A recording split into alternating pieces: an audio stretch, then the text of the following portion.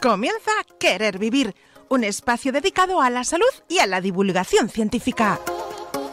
Dirigido por Javier Mauri, abordaremos temas que afectan a tu bienestar físico, psicológico y social.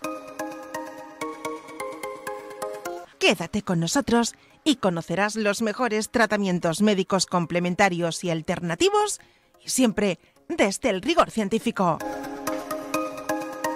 Buenos días y bienvenidos, amigos y amigas de Querer Vivir, en esta sección de Vida Experta, un programa de la Radio Mairena que se emite en la 107.4 de la FM en Mairena del Alcor, emisora municipal. Estamos también en las redes sociales y pueden vernos en nuestro canal de YouTube. Os animamos a que, si os gusta este programa, dadnos un me gusta en la manita hacia arriba y a suscribirte, que no te va a venir nada mal. Todo ello lo puedes hacer cuando finalicemos este programa. Y hoy os vamos a hablar de un libro muy interesante, del cual tenemos mucho que debatir y mucho que aprender, del doctor mexicano Miguel Ruiz, Los Cuatro Acuerdos Toltecas. En Los Cuatro Acuerdos, don Miguel Ruiz revela la fuente de todas las creencias que nos ponen límites y también incluso nos privan de esa alegría que nos es tan necesaria para poder vivir, creando sufrimiento inútil. Basados en la antigua sabiduría tolteca, los Cuatro Acuerdos nos ofrecen un poderoso código de conducta que pueden transformar inmediatamente nuestra vida en la nueva experiencia de libertad, dicha absoluta y amor. Y antes de entrar en materia para centrar el programa de hoy, vamos a saludar a nuestros queridos compañeros. Luis Aniza, muy buenos días y bienvenido. Muy buenos días, compañeros. Muchísimas gracias. Encantado de estar de nuevo con vosotros. Bienvenido a todos mis compañeros. María Luján, buenos días y bienvenida. María Luján Camacho, buenos días. Buenos días y encantada de estar con ustedes, como siempre. Gracias. Ana Ballesteros, desde Albacete, muy buenos días y bienvenida. Hola, buenos días, compañeros. Encantada de estar de nuevo en un nuevo programa con todos vosotros. Gracias. Gracias a ti. Elena Peñaranda, desde Medellín, Colombia. Muy buenos días, compañera, y bienvenida. Buenos días a todos y bueno, encantada de estar presente en este encuentro. Y el no menos importante, Julián Ruiz. Muy buenos días y bienvenido, compañero. Muy buenos días a todos. Como siempre os digo ya, y es habitual en este programa, se os ve maravillosamente, con un semblante estupendo. Y nada, pues dispuesto a ver hoy la obra esta de Miguel Ruiz, que es muy interesante, como tú has dicho, Javier. Y de ella, Elena nos va a empezar hablando un poco, ¿no?, sobre ella. Sí, Elena nos va a regalar ahora una introducción de lo que es el libro. Adelante, Elena. Bueno, este libro, hola a todos, este libro es una joya de la sabiduría ancestral tolteca. Los toltecas son originarios de México. Y el doctor Miguel Ruiz lo que hizo fue tratar de, en estos 4 acuerdos, plasmar lo más mesurado de su sabiduría, que es enorme, pero él trató ahí en 4 acuerdos de hacer esa conjugación. Miguel Ruiz, para los que no lo conocen, él es médico cirujano. Él ha estudiado, o sea, es una persona estudiada, y a través de una situación que vive en su vida de salud, pues regresó a sus inicios, porque su origen es desde lo ancestral tolteca. Su padre pues tiene orígenes nahuales y su madre una sanadora. Entonces él regresó a su origen para encontrar, digamos, una cura o una solución a lo que estaba viviendo, porque era una situación inclusive donde su vida estaba en peligro. Y al darse cuenta que allí había muchísima sabiduría, porque los toltecas, más que reconocidos como una civilización, era un grupo de hombres y mujeres que guardaban un conocimiento y una sabiduría ancestral, que, claro, hacia este lado del continente sí es más reconocida que hacia Europa. Sin embargo, todos sus conocimientos y sabiduría también están o tienen que ver con los también europeos, o sea que la sabiduría es mundial, no es de un solo pueblo, y en todas partes hay aspectos de ella. Entonces, lo que hizo Miguel es hacer una recolección de esta información, un poquito, porque es enorme, es grandísima, y la ha estado compartiendo a través de su libro, de sus talleres, de sus cursos, pues que lo es la capital, que se llama Teotihuacán, se dice la capital del imperio tolteca de esa época. Y eso es muy bonito porque Teotihuacán tiene un significado bastante valioso y es el lugar donde los hombres se transforman en Dios. Así denominaban ellos a esta ciudad porque era el sitio donde todos hacían esos procesos de trabajo interno, pero no era el sitio porque ellos se convertían en ese lugar, en ese espacio. Entonces es una sabiduría muy, muy bonita y si me lo permiten, como para ya contar esta introducción, les voy a leer un pedacito de lo que él tiene plasmado y nos dice: no hay razón para sufrir. La única razón por la que sufres es porque así tú lo exiges. Si observas tu vida, encontrarás muchas excusas para sufrir, pero ninguna razón válida. Lo mismo es aplicable a la felicidad. La única razón por la que eres feliz es porque tú decides ser feliz. La felicidad es una elección, como también lo es el sufrimiento. Muy bien. Así que, adelante. Qué bello. Muy bien, muchas Qué gracias. bello, Elena. Luisa Angulo se acaba de incorporar. Buenos días, bienvenida, compañera. Buenos días, compañeros todos. Buenos días. Pues perdón por mi retraso, he tenido problemas técnicos. No pasa nada, cosa del directo. Vamos a empezar desmenuzando estos acuerdos y vamos a comenzar con nuestra compañera de Albacete. Ana, cuéntanos. Hola, pues como bien dice nuestra compañera Elena, es sabiduría, son conocimientos sabios, es un linaje. Y efectivamente lo refleja muy bien los 4 acuerdos, los 4 elementos de este libro. Uno de ellos, el primero, es sé impecable con tus palabras. ¿Qué ha querido decir realmente Ruiz con sé impecable con tus palabras? Fijaos que la palabra es un elemento muy importante del lenguaje, muy importante. Ya nos decía Nietzsche que somos el lenguaje, somos prisioneros del lenguaje y no podemos escapar de él, porque construye realidad. Debemos de ser conscientes realmente de la repercusión de nuestras palabras, porque las palabras pueden construir realidad. También nos lo decía el gran filósofo alemán Heidegger, que nos decía que el lenguaje está dentro de uno mismo. El lenguaje nos construye, el lenguaje nos crea. Porque fijaos, la personalidad la vamos construyendo pues, en nuestro entorno sociocultural desde muy pequeñitos. Y sobre todo en esa parte íntima, esa parte de la familia, esa parte de los amigos, del entorno de amigos, incluso también de los educadores, que son los que realmente nos van calificando de cierto modo que vamos creyendo que somos de la forma que somos, vamos construyendo nuestra personalidad, la vamos construyendo a lo largo de toda la vida, pero ahí están los inicios de nuestra personalidad, los principales elementos. Fijaos que el autor en el libro pone un ejemplo de una niña que era muy cantarina, le gustaba mucho cantar, pero en un momento determinado, pues a su mamá como que le molestaba el cantar de su hija por lo que fuese, por las circunstancias que fuesen, pues le molestaba. Y le dijo, cállate, que tienes una voz horrorosa. Fijaos la repercusión que tuvo en esa niña, según nos cuenta el autor, que ya no solamente dejó de cantar, sino que dejó de hablar. Hablaba lo mínimo, ni en la clase ni en el colegio con sus compañeros.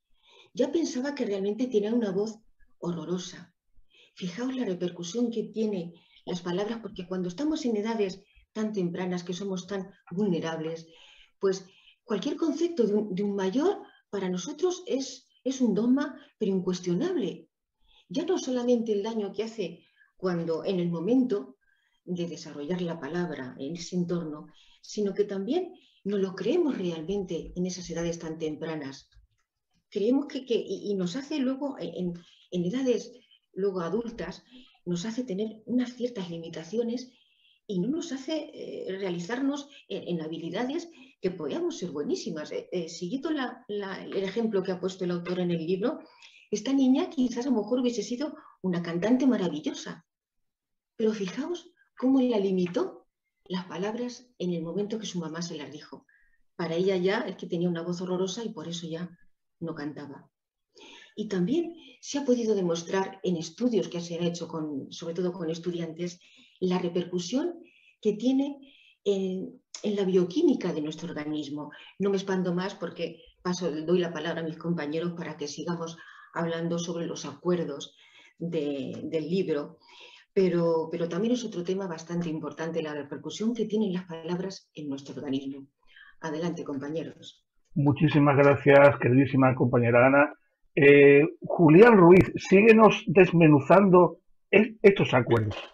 Sí, vamos a recordar, el primer acuerdo de Miguel Ruiz es que tu palabra sea impecable, ¿eh? El poder de la palabra, lo ha explicado muy bien Ana, la palabra puede construir o puede destruir. El segundo acuerdo sería no te tomes nada personalmente. Entonces, aquí lo que incide sobre todo Miguel Ruiz en la sabiduría de estos pueblos toltecas es que las personas por lo general pensamos que somos el centro del mundo. Esto nos pasa todos los días. Entonces, esa especie de personalización, esa especie de pensar que todo lo que ocurre alrededor tuyo, nos lleva a sufrir muchísimo en la vida. Entonces, las actitudes egocéntricas, egoístas, las personas que luchan por tener poder, porque los demás le hagan caso. Los que piensan que realmente las cosas que les pasa se debe a que hay gente que está ya preparada para hacerle la puñeta en el día a día.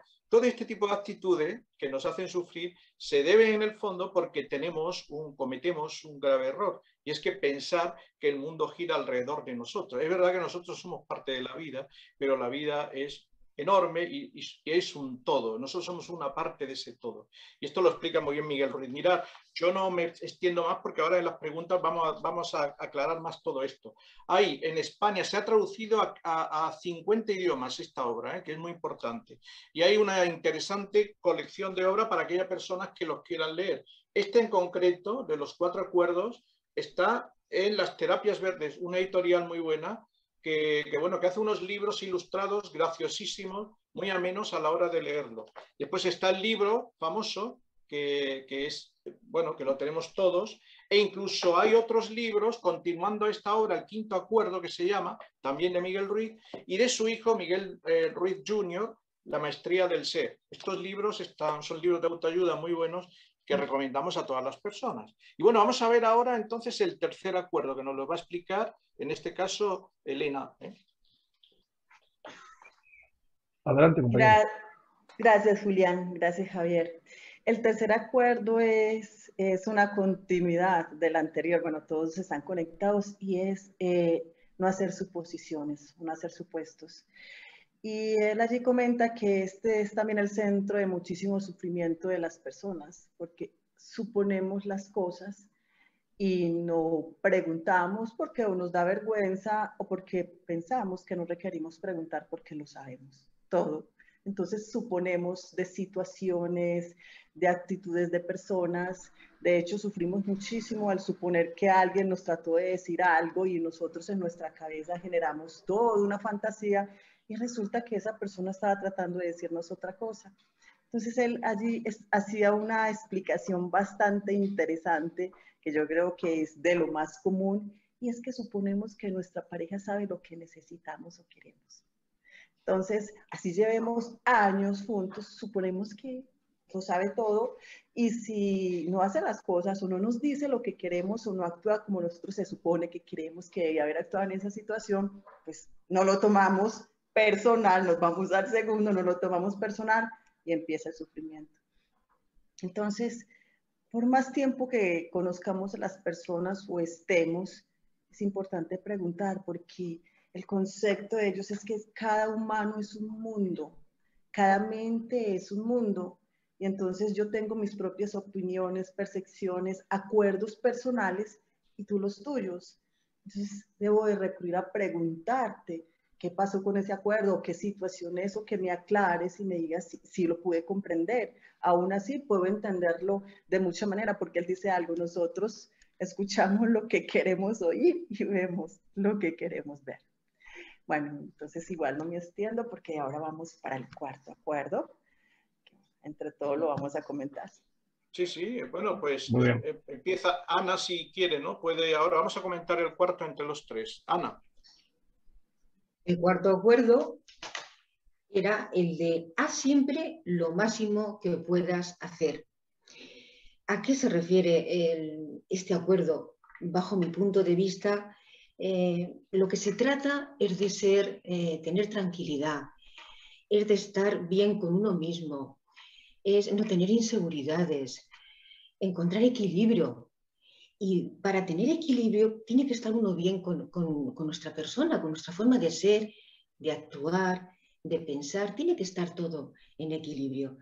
Y cuando la persona hace, según su criterio, lo más que ha podido hacer, pues no está constantemente ante situaciones, no está constantemente como recriminándose, como diciendo, podía haber hecho más si lo hubiese dedicado ante cualquier situación, pues algo que tienes que, un proyecto que tienes que presentar, y lo haces a última hora, pues luego no está como tú realmente querías y entonces dices, es que le tenía que haber dedicado más horas. ¿Eso qué te lleva? Te lleva a tener inestabilidad emocional. Parece que no, pero luego son esos días que sin pasarte nada, cualquier cosa que te dice un compañero o cualquier persona, le hablas y estás de mal humor, porque todo eso se va quedando, esa intranquilidad, todo eso se nos va quedando dentro y luego cuando menos esperamos, pues falta todo ese desequilibrio emocional. Y siempre que hacemos lo que dice este punto, lo que nosotros creemos conveniente y como nuestro máximo, si no he dado más de sí ante esta situación, no sé más, he hecho lo que he podido, no está en mi mano hacer más, o ante una ayuda que te pide un compañero, ante quien sea, haces lo que puedes, lo que está en tu mano, pues siempre estarás mejor contigo mismo y estarás en paz y tendrás tranquilidad interior. Sí, yo añadiría eso, que quizá también en este principio se intenta esquivar dos defectos que tenemos muchas de las personas. Es el perfeccionismo, el que hay que hacerlo todo muy bien, muy bien, muy bien, o la procrastinación, es decir, el dejarlo todo para el final. Pero lo que ha dicho Ana creo que lo resume perfectamente, es decir, que yo hago una cosa y una vez que la he hecho, si la he hecho con pasión, con interés y con buena voluntad, ya no me tengo que preocupar por más nada. No sé, Elena, si tú quieres añadir también algo a esto. Sí, mejor dicho, ha reunido todo Ana, ha reunido todo allí. Y es como, él dice que como la gran culminación o la gran, como que lo que genera que todos estos acuerdos se den es este último es el que genera que todos los otros se funcionen o se den. Porque cuando tú te propones dar lo máximo, obviamente de acuerdo a cómo estás cada momento, cada día, cada situación, pues puedes llevar a cabo ser muy impecable contigo mismo, con tus palabras, y puedes ir pasando a cada uno de los acuerdos siempre. Y él contaba la historia así súper bonita de alguien que quería iluminarse y fue a un templo y quería pues sacar con su tristeza y su sufrimiento y le decía al maestro, maestro, si medito 4 horas al día, ¿cuánto me demoraría en iluminarme? Y él dice, pues podría lograrlo en 10 años. Y dice, él se queda pensando en el Señor y le pregunta, bueno, ¿y si medito 8? Si lo doblo para poder lograrlo en menos tiempo y iluminarme. Y él dice, es que ¿cómo vas a dedicar 8 días a meditar? En realidad es lo que hagas cada día lo mejor tuyo, porque puedes dedicarte a hacer muchas horas algo, pero no estás poniendo lo mejor de ti en ese momento o tu mejor intención.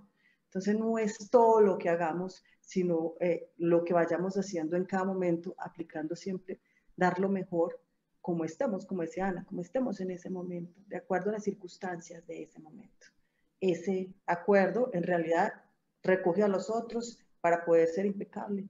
Ese día tengo que dar lo mejor de mí. Y cada día presente. Y así, pasando, cada día. Te libera mucho de la culpa. Sí. Pues te libera mucho de la culpa. Claro. Dar siempre lo máximo que uno puede dar, te libera mucho de la culpa, porque no tienes nunca remordimiento ni culpa, sentimiento de culpa de no haber hecho más de lo que hiciste ante cualquier situación de la vida. Pues sí, Sí, vamos a dar entrada, si queréis, a tres compañeros que todavía no han actuado, porque queríamos antes centrar un poquito lo que es el tema. Luis, tus impresiones, preguntas, cuestiones. Bueno, a mí primero agradecer a los compañeros la magnífica exposición que han hecho de los 4 principios, ¿no? Y la explicación que han dado con respecto a esos principios, ¿no? De la cual estoy bastante de acuerdo. Pero a mí me llama mucho la atención porque esta civilización, de alguna manera, está un poco paralela al inicio también de otro tipo de civilizaciones y de propuestas, lo que es el budismo, lo que es el hinduismo, lo que es el budismo propiamente dicho. Parece ser como si a nivel global en la Tierra en esa época pues se fundamentan una serie de principios que se dan la mano mutuamente, ¿no? Perdón. Entonces, eso es lo primero que me gustaría matizar, porque yo desconocía realmente el tema de esta civilización tolteca. Había oído hablar de los mayas, había oído hablar de los aztecas, pero realmente este tema de los toltecas yo lo desconocía, hasta que ya lo hemos ido hablando anteriormente, fraguando un poco el programa, y me sorprende muchísimo porque, en definitiva, son 4 principios que engloban lo que es la sabiduría humana. Es decir, si somos capaces de lograr el conseguir llevar a cabo esos principios, bueno, yo creo que la humanidad, evidentemente, pues iría como una seda, ¿no? Lo cual, pues bueno, ya hemos ido viendo cómo existe una dificultad muy importante para ponerlos en firme y para ser capaz de llevar a cabo esos principios, porque la propia inercia del estilo de vida, de la educación, de la cultura en la que nos desenvolvemos, pues bueno, realmente lo hace bastante difícil. No obstante, yo me quedo con evidentemente la importancia de la palabra. Para mí el lenguaje lo es todo, prácticamente. El pensamiento y lenguaje. Yo, bueno, ahí habéis hecho alusión a algunos autores, ¿no? Yo también recuerdo, por ejemplo, a Vygotsky, cómo hablaba en el libro Pensamiento y Lenguaje, y cómo decía que, bueno, que el ser humano llega al pensamiento a través del lenguaje, a través de que es capaz de articular un lenguaje, y cómo la coherencia y la forma de aplicar ese lenguaje nos hace más o menos capaces, poderosos y más o menos y más susceptibles de ser tanto entendidos como atendidos, ¿no? Son muchísimas cosas, yo no quiero extenderme tampoco, quiero darle también opinión y palabras a otros compañeros, y ya vamos debatiendo sobre la marcha, porque desde luego mucho hay que debatir en este tema, afortunadamente. Muy bien, muchísimas gracias, Luis. María Camacho de Benalmádena, Málaga. Adelante, compañera. Impresiones. Sí, quería preguntar a algunos de los que han leído el libro que me pudieran traducir el primer fundamento, de qué forma lo podemos usar para un mejor relacionamiento. A cualquiera de ellos. Sobre el primer acuerdo, ¿no? ¿Te refieres, no? Sí. Pues la palabra impecable, por ejemplo, bueno, yo creo que hay toda una teoría que desarrolla después un señor que se llama Rosenberg en Estados Unidos, que habla de la comunicación no violenta. Bueno, pero esto ya está en el pensamiento de Miguel Ruiz y en el pensamiento tolteca. Es decir, ¿soy yo capaz de hablarme a mí y hablar al otro sin violencia? Y fíjate, María, que diariamente utilizamos la violencia en el lenguaje, con lo cual no conseguimos aquellas necesidades que tenemos de los demás o que tenemos en nosotros mismos, no las conseguimos precisamente por eso. Entonces, el primer principio, lo que te diría en último extremo, es que habla de forma no violenta. No violenta es nada. Entonces, es una cultura de paz, como decía Luis, porque realmente este pensamiento es una sabiduría universal de la que no es ajena pues, el pensamiento oriental, el pensamiento africano, en Oceanía también una cultura del Ho'oponopono, que conoceremos algunos, ¿no? Y bueno, yo creo que esto es importante, comunicarse de forma no violenta. De esto podemos hablar también luego un poquito.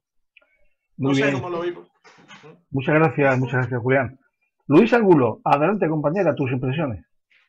Pues a mí, al igual que a Luis, me llama poderosamente la atención que esta civilización tan antigua, que desde nuestro punto de vista casi es salvaje, ¿cómo puede elaborar estos 4 fundamentos que están totalmente actualizados? Porque si cada persona hoy día viviéramos con estos 4 principios, el mundo sería maravilloso. A mí eso me ha llamado pero poderosamente la atención, tantísimos años, y eran tan sabios o más que ahora, ¿no? Que casi no nos lo planteamos.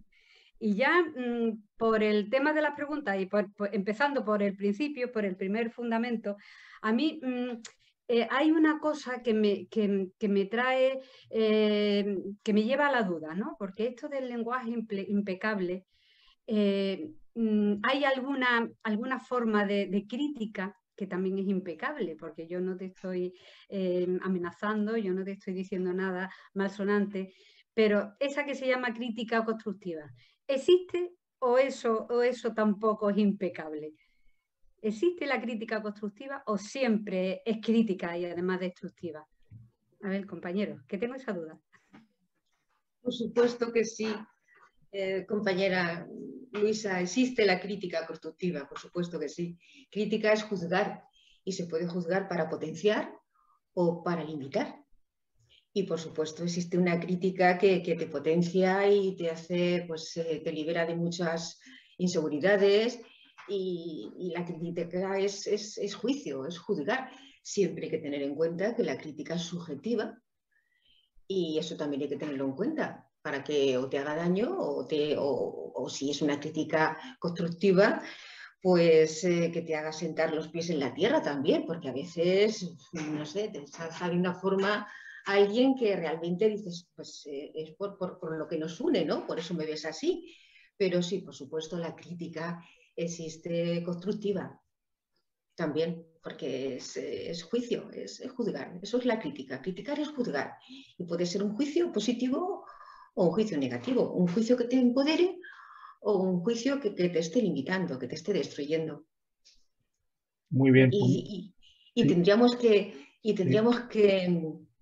ser más críticos, pero para que nos potenciase. En vez de, porque normalmente es al contrario. Es al contrario, incluso nosotros mismos, con nosotros, somos unos jueces bastante duros con nosotros mismos. Nos criticamos mucho. Para hacernos daño, ¿verdad? Exactamente, destructiva, no constructiva. Tendríamos que emplear más la crítica constructiva para nosotros mismos.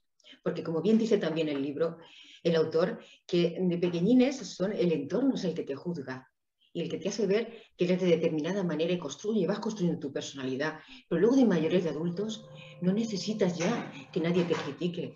Somos nosotros mismos los que seguimos luego esa pauta de educación. Nos vamos criticando y nos vamos exigiendo mucho más y muchas veces no somos objetivos. Debido a esa educación que hemos tenido, no somos objetivos ni con nosotros mismos. Es importante también tener eso en cuenta. Muy bien, pues si os parece, vamos a hacer un pequeño descanso y enseguida retomamos este interesantísimo y sabio tema. Compañeros, hasta ahora. Ahora. Bueno, pues continuamos con estos 4 principios. Julián, ¿sería muy complicado o qué se necesita? ¿Qué tenemos que hacer o que cambiar en nuestro actual sistema o nosotros mismos para para poder llevar a cabo estos 4 acuerdos?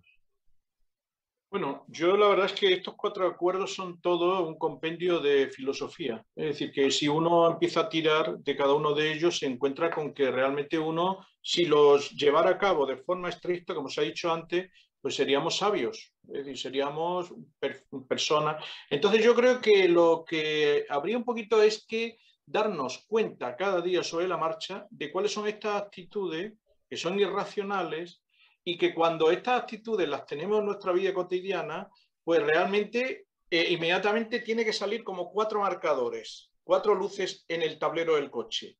O hemos incurrido en un error en el primer principio, en el segundo, en el tercero o en el cuarto. Yo os lo digo porque ayer, por ejemplo, me pasó un caso muy curioso. Iba con el coche y venía un chaval con una moto a toda velocidad, enfadado porque no le dejaba paso, pero se saltó el semáforo. Entonces mi pareja, que estaba al lado, lo primero que hizo fue la tentación. La tentación es cuando tú en un momento determinado te ocurre esto, ¿qué es lo que hace?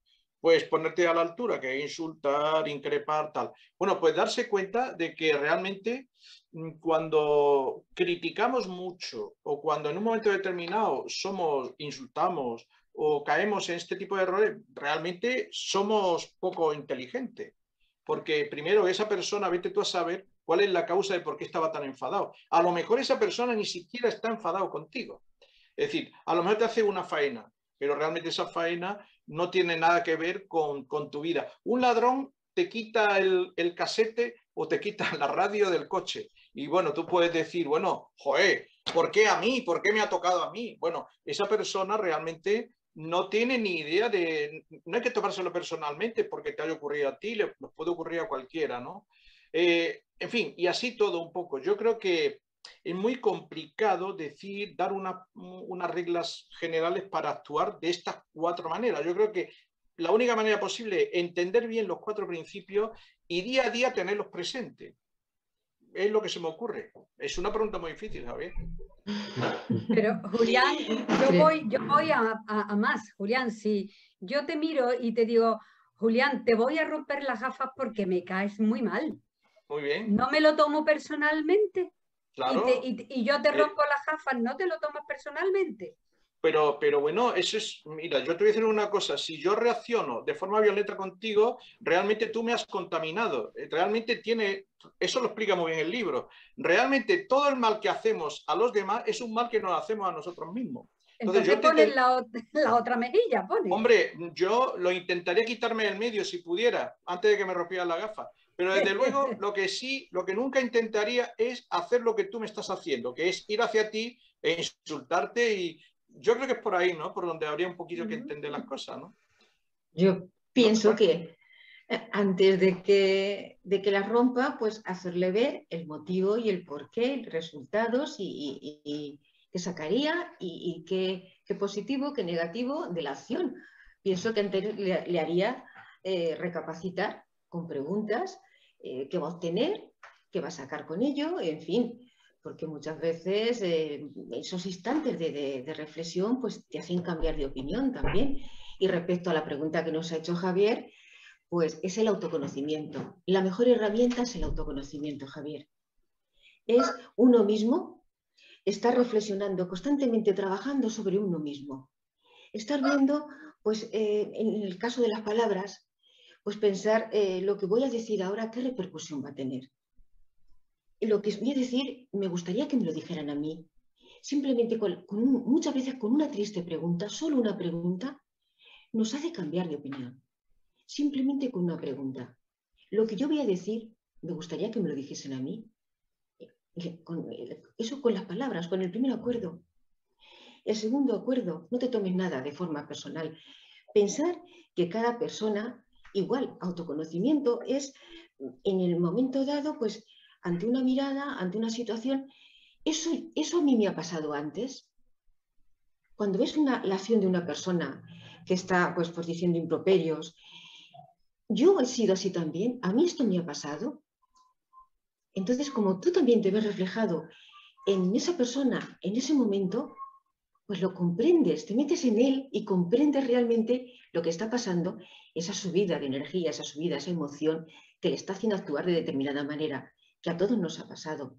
Entonces el juicio siempre es menos fuerte, cala menos el juicio ante los demás cuando tú te pones en los pies de esa persona y ves que tú realmente también te ha pasado eso y lo has hecho así.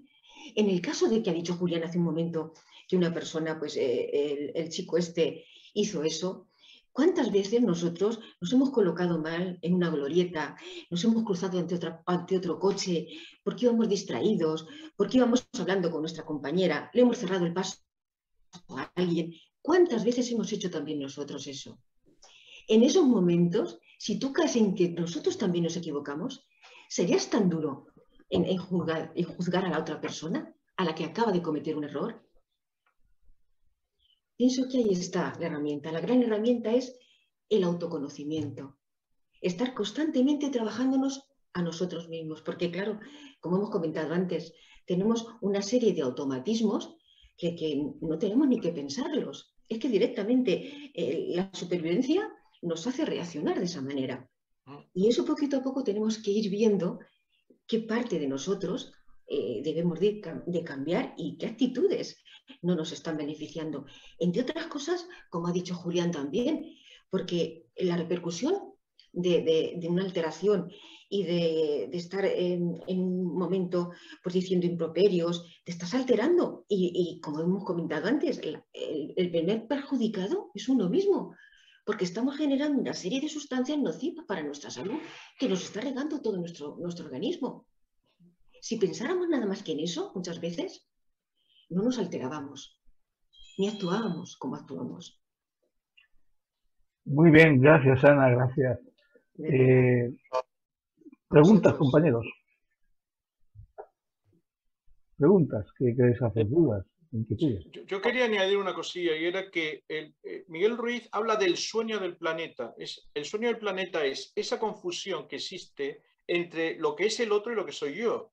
El otro y yo somos realmente la misma cosa, es el ser. Esto que ya los griegos descubrieron en tiempo de Parménides y también los budistas y los confucianistas. Entonces, realmente lo que tú te hagas a ti mal, realmente es una penalidad también para la persona que está delante tuya. Lo que tú al otro le digas realmente es un mal que te estás ocasionando a ti. Y esto lo explica muy bien en el libro, lo que se llama el sueño del planeta. Vivimos, digamos que la vida es un sueño en el que, como decía Calderón, en el que realmente hasta que nos despertamos, como dice Ana, hasta que no tomamos conciencia de nosotros, no somos capaces de llevar a cabo bien estos 4 principios.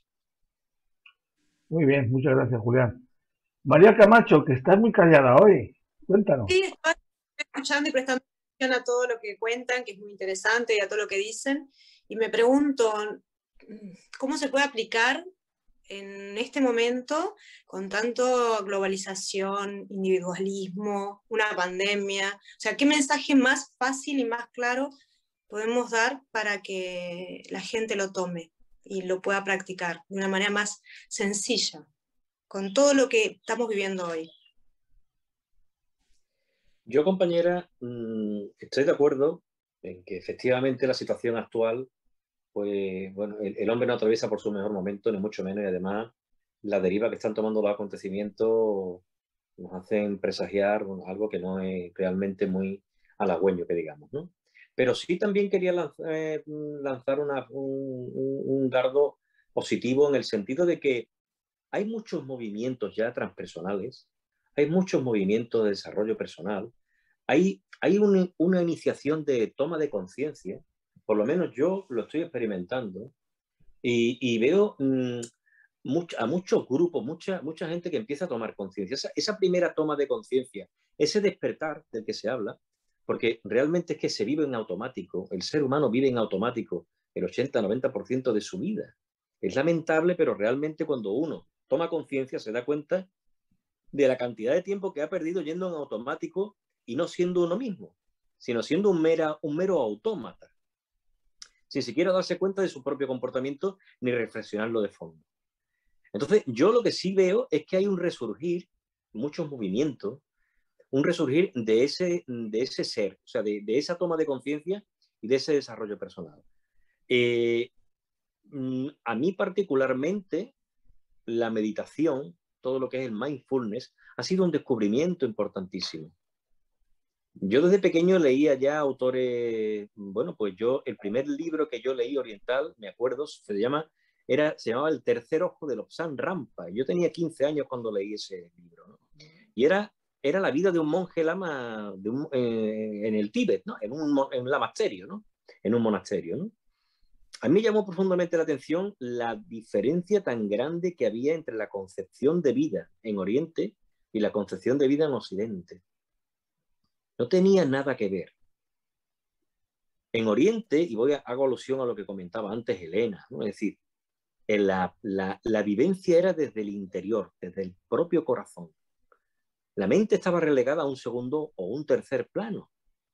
Mientras que en Occidente, eso se ha cambiado, se ha transmutado. Es darle un poder a algo que realmente no lo tiene, como es la mente, para neurotizar a todo lo que es una población. Y realmente, bueno, a la vista está, ¿no? Es decir, a la vista está el estilo de vida que llevamos, sobre todo en Occidente. Ese estilo de vida que no nos lleva a nada, lleva al caos. Antes hablábamos de Atlántida, de una civilización anterior. ¿Y por qué? ¿Por qué la Atlántida dejó de existir? ¿Por qué? ¿No?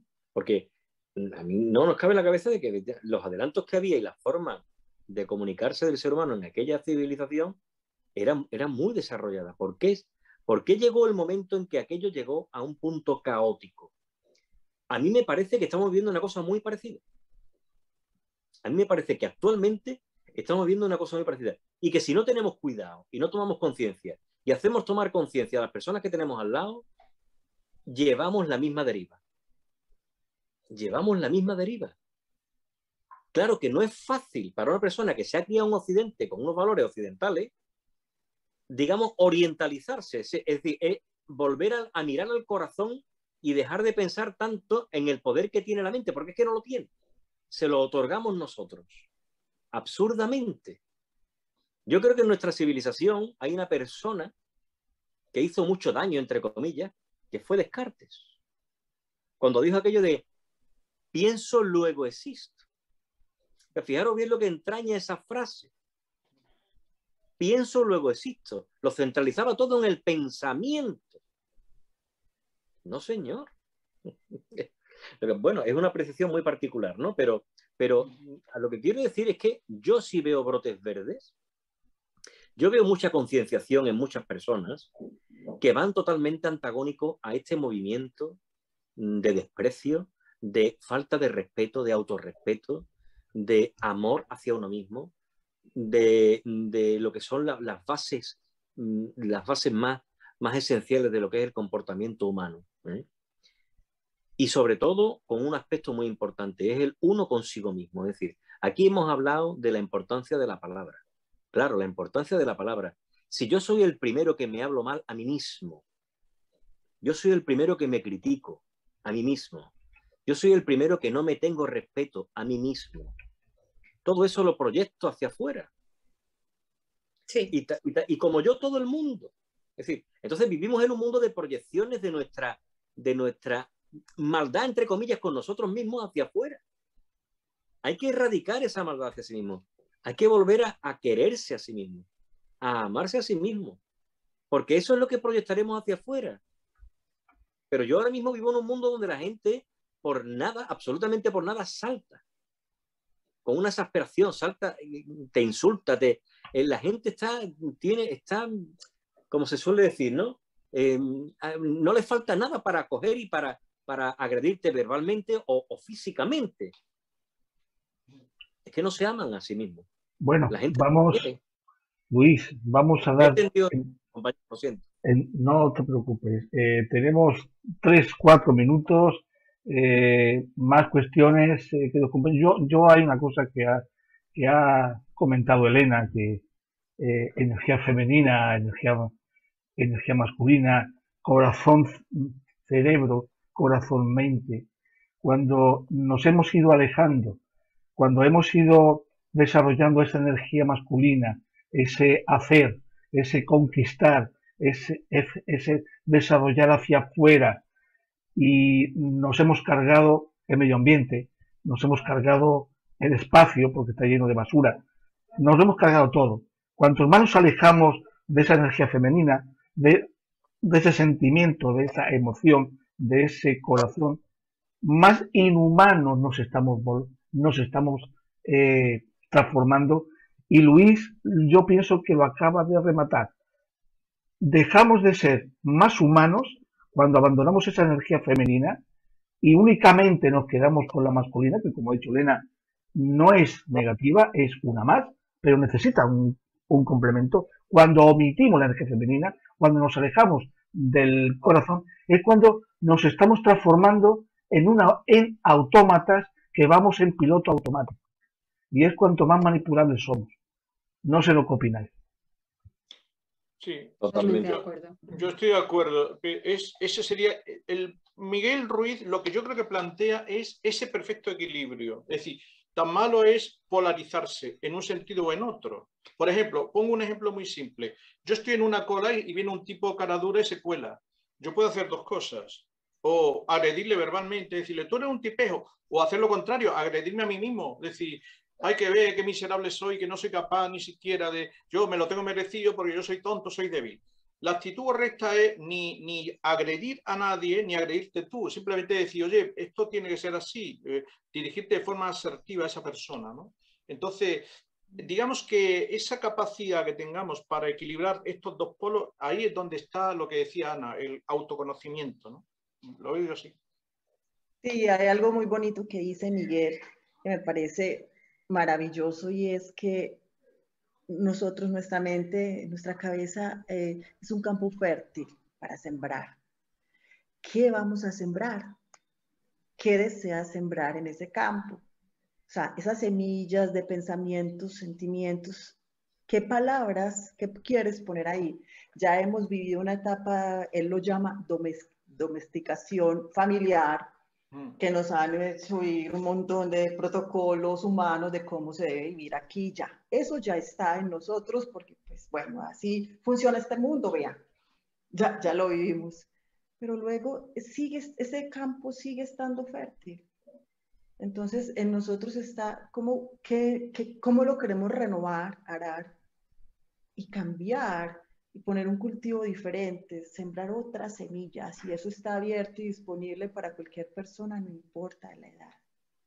Y eso es mucho lo que él quiere decir. Entonces, ¿qué tal si sembramos más amor, más, como decía Ana, autoconocimiento, confianza? O sea, nos vamos a nosotros, en lugar de estar tanto hacia afuera, que hacia afuera sería esa energía masculina, el autoconocimiento, es totalmente femenino, es interno. Y ver qué queremos sembrar, y si eso nuevo, eso que queremos renovar, cómo repercute en nuestra vida, y claro, van a ver cómo el entorno empieza a cambiar. Entonces ya no hay lucha interna, ya porque ya no estamos llenos de todo eso que nos sembraron alguna vez, porque lo estamos cambiando. Entonces hacia afuera también cambia. Es mucho lo que podemos hacer, paso a paso, pero sí que podemos lograrlo. Muy bien, compañeros, pues ya tenemos que despedir, ya estamos casi fuera de tiempo. Muchísimas gracias a todos por haber contribuido a hacer otro gran programa aquí en Radio Maidena. Muchísimas gracias, compañeros, y hasta el próximo día, Dios mediante. Que disfrutéis. Gracias. Hasta siempre. Gracias a ti. Hasta luego. Adiós, compañeros. Adiós. Hasta pronto.